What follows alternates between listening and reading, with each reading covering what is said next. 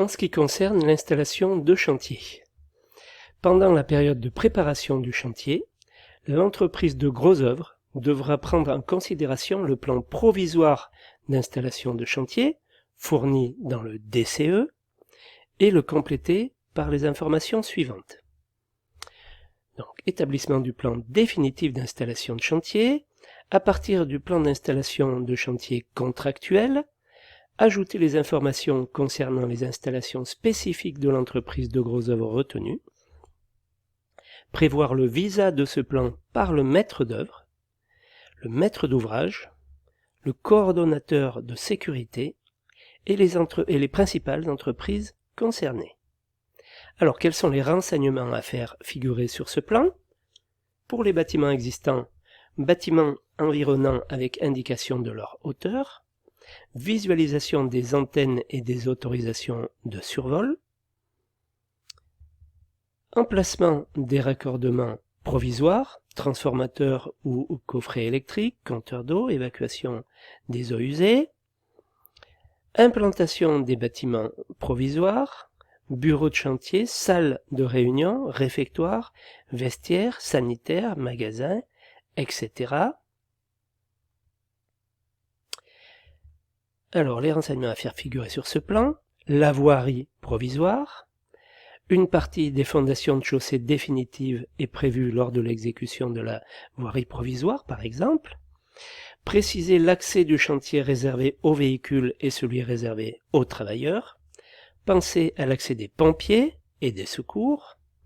ajouter les panneaux de circulation interdits de stationner, piétons passer en face, etc. Pour les aires de stockage, déchargement, coffrage, acier, préfabrication, matériaux de diverses entreprises, caractéristiques des engins de levage, modèle, position de la voie, poids à lever en bout de flèche, attention au montage-démontage quand on est la place, emprise de la flèche,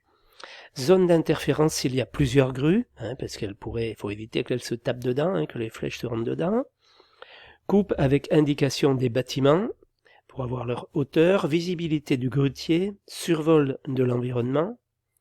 est-ce qu'il y a une voie SNCF, une rue, une école, on n'a pas le droit de survoler, un jardin public non plus, etc. Étude du déplacement des grues, donc étude de survol des grues entre elles et de l'espace nécessaire aux flèches et contre-flèches, position du poste de bétonnage quand il y en a un, capacité nécessaire, stockage des agrégats, position par rapport à la grue, accès pour approvisionnement, etc.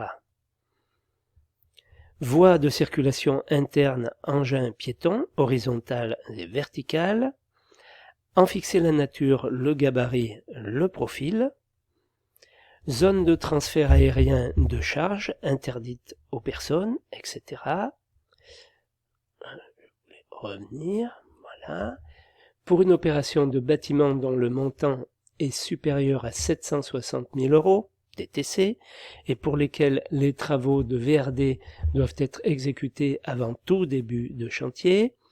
ce plan revêt un caractère important car il apporte la preuve que le maître d'ouvrage a satisfait à ses obligations en la matière. Voilà. Donc cette implantation des bâtiments définitifs peut faire l'objet d'un plan de géomètre indiquant l'altimétrie de référence du chantier, rattaché au NGF. Les repères d'implantation sont à prévoir en dehors des voies de circulation, des zones de stockage et de travaux. Si on met des jalons, on va faire en sorte qu'ils restent